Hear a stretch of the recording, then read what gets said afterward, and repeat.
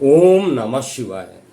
मैं हूं एस्ट्रोलॉजर के एम सिन्हा और मैं अपने इस यूट्यूब चैनल पर आप सभी का हार्दिक स्वागत करता हूं। महापरिवर्तन का महीना प्रारंभ होने वाला है और इसको मैं महापरिवर्तन क्यों कह रहा हूं। एक ही मंथ में कभी आपने सुना था 8 ग्रह राशि परिवर्तन करेंगे। मंगल का राशि परिवर्तन, शुक्र का राशि परिवर्तन, बुध का राशि परिवर्तन, सूर्य का राशि परिवर्तन, राहु केतु का राशि परिवर्तन, बृहस्पति देव का राशि परिवर्तन, शनि देव का राशि परिवर्तन, सारे परिवर्तन एक ही माह में हो रहे हैं। इसको महापरिवर्तन क्यों ना कहा जाए। मैंने तो अपने लाइफ में नहीं देखा है कि एक ही मंथ में एक साथ इतने ग्रहों का राशि परिवर्तन। ये मैक्सिमम ग्रह है जो कि एक मंथ में राशि परिवर्तन कर सकते थे। और इसका प्रत्येक लगन पर क्या प्रभाव पड़ेगा, तो मासिक राशिफल मैं यहाँ पर प्रस्तुत कर रहा हूँ 2022 का अप्रैल महीना। और आज हम बात करेंगे मीन लगन वाले जातकों पर ये पूरा समय कैसा बीतेगा। देखिए, जो महापरिवर्तन स्टार्ट होगा वो 7 अप्रैल से स्टार्ट हो जाएगा। 6 अप्रैल तक का, इसीलिए युद्ध की तिथि आपको बताई गई है कि युद्ध की 6 अप्रैल तक बंद हो जाना चाहिए, क्योंकि शनि जो होगा वो मंगल से दूर होना स्टार्ट हो जाएगा। और जैसे ही दूर स्टार्ट होता जाएगा वैसे वैसे ही युद्ध के प्रति जो निगेटिविटी है दोनों ही कंट्री में, उस पर कहीं ना कहीं समझौता होगा और समझौता होने के बाद वो युद्ध बंद होने के कगार पर हो सकता है। तो यहाँ पर शनि यानी मंगल का राशि परिवर्तन 7 अप्रैल को और उसके अगले दिन ही बुध का राशि परिवर्तन होगा। हालांकि बुध 25 को भी राशि परिवर्तन करेंगे। इसके अलावा जो मेजर ग्रहों का राशि परिवर्तन हो रहा है, 12 को राहु केतु का, 13 को देवगुरु बृहस्पति का और 29 अप्रैल को शनिदेव का राशि परिवर्तन होगा। तो ये सब बड़े ग्रहों का राशि परिवर्तन होने पर क्या प्रभाव पड़ेगा, आइए हम मीन लगन वाले जातकों के लिए देखते हैं। महापरिवर्तन महीना अप्रैल 2022 क्या पॉजिटिव लेकर आ रहा है, क्या निगेटिव लेकर आ रहा है, मीन लगन वाले जातकों के लिए एक्सक्लूसिवली समझा जाए। देखिए, सबसे पहले बात करते हैं मंगल देवता का। तो मंगल देवता जो हैं वो आपके क्या हैं, आपके लगन के द्वितीय भाव के मालिक हैं और नवम त्रिकोण दिया गया, अत्यंत योग कारक है। वर्तमान में तो अपनी उच्च राशि में उपस्थित है, लेकिन ये द्वादश में चले जाएंगे। तो परिवार को छोड़कर बाहर चलने की कंडीशन जो रहेगा वो मंगल देव करा सकते हैं। किसी ना किसी प्रकार के धार्मिक यात्राओं पर आपका ट्रिप बन सकता है और लंबी दूरी की यात्रा अप्रैल के महीने में स्टार्टिंग में ही दिखाई दे रही है कि आप अपने घर से काफ़ी दूर जा सकते हैं, चाहे वो कार्य व्यवसाय के लिए हो या कोई फैमिली ट्रिप हो। फैमिली ट्रिप की संभावना ज़्यादा यहाँ पर बन रही है। दूसरी बात कहा जाए, स्वास्थ्य जो रहेगा इस समय बहुत ही शानदार रहेगा। स्वास्थ्य में सबसे ज़्यादा अगर कोई परेशान मैंने देखा है पर्सनल कंसल्टेशंस वगैरह में भी, तो मीन लगन वाले जातकों का स्वास्थ्य काफ़ी खराब रहा है।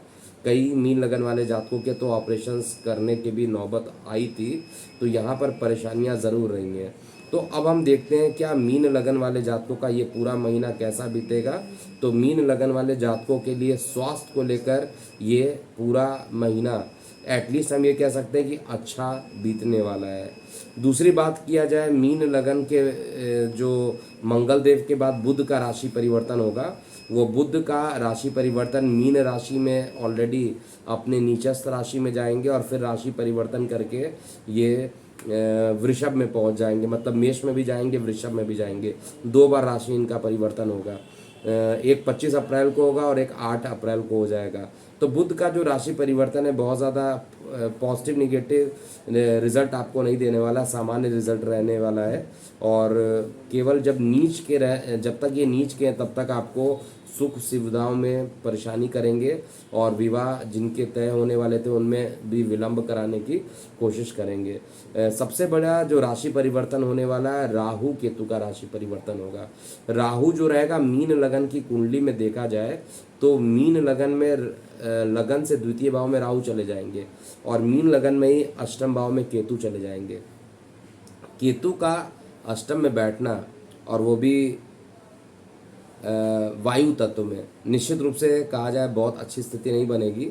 परिवार में कुछ ना कुछ विवाद हो सकते हैं और केतु जो होता है अकस्मात एक बड़ा धन नुकसान कराते हैं। केतु का अष्टम में बैठना ज्ञान की प्राप्ति भी कराता है, यानी ज्ञान के लिए थोड़ा सा आपका जो इंडिकेशन रहेगा वो ज़्यादा रहेगा, ज्ञान की तरफ आपका झुकाव ज़्यादा रहेगा। लेकिन आपके परिवार को लेकर कुछ ना कुछ तो सेपरेशन यहाँ पर दिखाई दे रहा है, क्योंकि मंगल ने भी वही इंडिकेशन दिया, राहु केतु का भी इंडिकेशन लगभग वही दे रहा है। और राहु का द्वितीय भाव में जाना, वो भी अग्नि तत्व में, मंगल की राशि में, और अंगारक योग का निर्माण कर देना परिवार में विवाद की स्थिति ज़रूर लेकर आएगा। और राहु बड़ी सडन विवाद कराता है, ऐसा नहीं है कि जल्दी या बहुत डिले में कराता है, एकदम सडन अचानक से। जब कोई आप बात कर रहे हो और अकस्मात कोई घटना घटित हो गई तो वो अकस्मात चीज़ें उत्पन्न कर देता है। लेकिन यहीं पर कोर्ट कचहरी से रिलेटेड, अर्थात लीगल केसेस से रिलेटेड अगर कोई प्रॉब्लम चल रहा था तो that will is going to be resolve very soon. इसके अलावा मंगल का राशि परिवर्तन की बात कर लिया। राहु केतु में, केतु का जो राशि परिवर्तन है वो सबसे ज़्यादा निगेटिव आप ही के लिए के है। जिनके ऑपरेशंस होने थे और वो भी ऑपरेशन का जो पोर्शन रहेगा आपके पैर के पोजीशन का हो या गुप्त स्थान के पोजीशन पर ऑपरेशन होना हो, तो ये ऑपरेशन ज़रूर ये कराने की कोशिश करेंगे। यानी केतु का जो राशि परिवर्तन है वो बहुत अच्छा नहीं मानूंगा। राहु का फिर भी ठीक है, अकस्मात एक बड़ा धन भी लेकर आ जाएंगे, लेकिन परिवार में इसी धन के कारण हो सकता है किसी प्रकार का सेपरेशन हो। कुछ तो सेपरेशन यहाँ पर दिख रहा है। और गले में कुछ गले का जो ये पोर्शन है इसमें कुछ ना कुछ एलर्जिकल प्रॉब्लम भी उत्पन्न हो सकती है। इसके अलावा बृहस्पति देव का राशि परिवर्तन, लग्नेश लगन में पहुंच जाएंगे, इससे बढ़कर बात ही नहीं होती है। लग्नेश उच्च की राशि में रहे या अपने घर में रहे, मूल त्रिकोण में रहे तो भी अच्छा परिणाम देते हैं। तो लग्नेश यहाँ पर लगन में जाएंगे तो निश्चित रूप से आप एक चीज़ तो मान के चलिए, उच्च दृष्टि से आपके पंचम स्थान को देखेंगे तो संतान के लिए बड़ी अच्छा रहेगा। जिनके संतान नहीं हो रहे थे और मीन लगन के, उनके संतान उत्पत्ति के योग बना देंगे।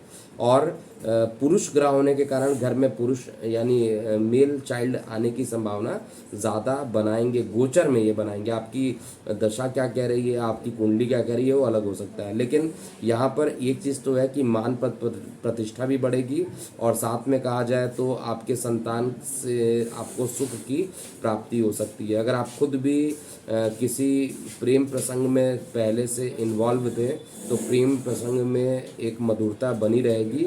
और ये पूरे 1 साल का राशि परिवर्तन, 11 माह का राशि परिवर्तन देवगुरु बृहस्पति का है। तो ये देवगुरु बृहस्पति आपके प्रेम प्रसंग को अकस्मात बढ़ाएंगे, धार्मिक यात्रा पर भी लेके चले जाएंगे। अगर आप कार्य क्षेत्र में कई दिनों से आपको प्रमोशन नहीं मिला है, कई वर्षों से प्रमोशन नहीं मिला है, तो ये मीन का जो बृहस्पति देव रहेंगे वो ज़रूर, मैं ऑलरेडी पहले भी बता चुका हूँ, कार्य व्यवसाय को लेकर भी बहुत ही बढ़िया प्रारंभ करने वाले हैं। और शरीर के जो पर्सनालिटी है वो आपकी निखर के आएगी, पर्सनालिटी डेवलप होगी।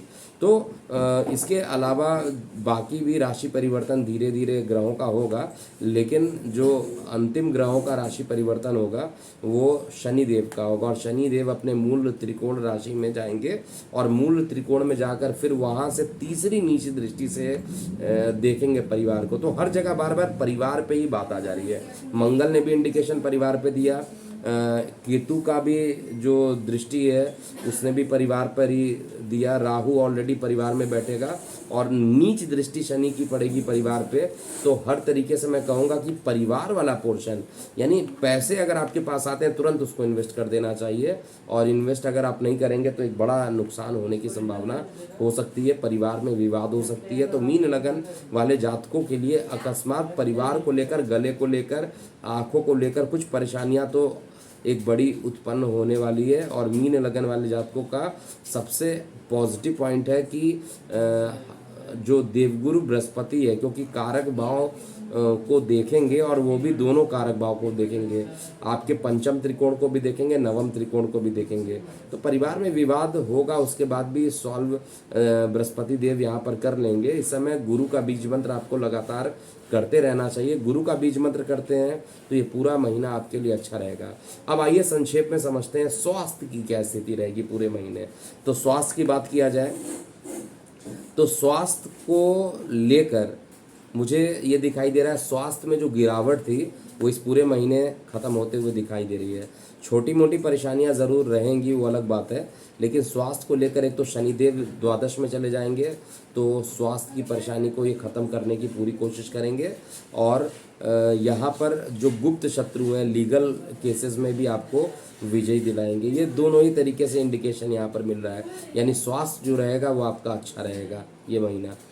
इसके अलावा जीवन साथी का सहयोग या पार्टनरशिप में सहयोग मिलेगा कि नहीं मिलेगा, तो देखिए एक चीज़ तो कन्फर्म है कि परिवार में वाद विवाद होना ये कन्फर्म है, लेकिन जीवन साथी इस समय आपके सहयोगी सिद्ध होंगे, ये भी कन्फर्म है। जीवन साथी का सहयोग मिलेगा और ये सहयोग मिलना बहुत ज़रूरी है। परिवार में किसी न किसी सदस्य को एक बड़ी परेशानी ज़रूर हो सकती है, लेकिन ओवरऑल स्थितियां आपके अनुकूल रहेंगी, तो जीवन साथी का सहयोग मिलता हुआ दिखाई दे रहा है। प्रेम प्रसंग की बात किया जाए तो प्रेम प्रसंग आपके बहुत बढ़े हुए बढ़े रहेंगे, और प्रेम संबंध जो रहेंगे आपके मधुर, उसमें मधुरता आएगी, गंभीरता आएगी। इसके अलावा कार्य व्यवसाय की बात किया जाए तो कार्य व्यवसाय का मालिक खुद लगन में बैठा है, तो कार्य व्यवसाय से भी संबंधित अच्छे परिणाम आपको निश्चित रूप से मिल जाएंगे, इसमें भी कहीं पे भी कोई दिक्कत नहीं दिख रही है। तो ओवरऑल कहा जाए धन की स्थिति, तो धन की स्थिति को लेकर अकस्मात फ्लक्चुएशन रहेगा, एक ही बार में एक बड़ा धन आएगा और एक ही बार में बड़ा धन चला जाएगा। तो जो लोग शेयर सट्टा लॉटरी से इन्वॉल्व है और मीन लगन के हैं, उनको इस फ्लक्चुएटिंग समय को बहुत ध्यान देकर आपको इन्वेस्टमेंट करना चाहिए, नहीं तो एक गलत डिसीजन पूरी आपको एक बड़ा नुकसान यहाँ पर कर सकता है। भाग्य पूरे तरीके से कहा जाए तो साथ पूरे तरीके से तो नहीं देगा, लेकिन आंशिक रूप से भाग्य का साथ आपको मिलेगा। विशेष रूप से दैनिक राशिफल में स्पष्ट कर दिया जाता है, या साप्ताहिक राशिफल में आप चेक कर सकते हैं कि भाग्य कब अच्छा देगा हफ्ते का, उसमें अब ज़्यादा बेटर आपको अंडरस्टैंडिंग मिलेगी। इसके अलावा मान पद प्रतिष्ठा आपकी बढ़ेगी। बस दो ही चीज़ निगेटिव मुझे दिख रही है, एक तो परिवार में किसी ना किसी बात को लेकर विवाद होना, थोड़ा घर से दूरी बना रहा पहला, और दूसरा जो है आपके जो सप्तम स्थान यानी जहाँ पर गुप्त स्थान होता है वहाँ पर किसी प्रकार से केतु का उपस्थित होना, वो आपको एक परेशान कर सकता है। पैतृक संपत्ति को लेकर भी विवाद होने की संभावना हो सकती है। तो ये था पूरा मेष से लेकर मीन लगन वाले, ये था पूरा मीन लगन वाले जातकों का, यानी हम अभी स्पेसिफिकली बात करें तो मीन लगन की बात कर रहे हैं। तो मीन लगन का ये पूरा महापरिवर्तन कैसा होगा ये आपको अलग अलग भी बता दिया और सेपरेट कंबाइंड भी इसको करके आपको बता दिया है।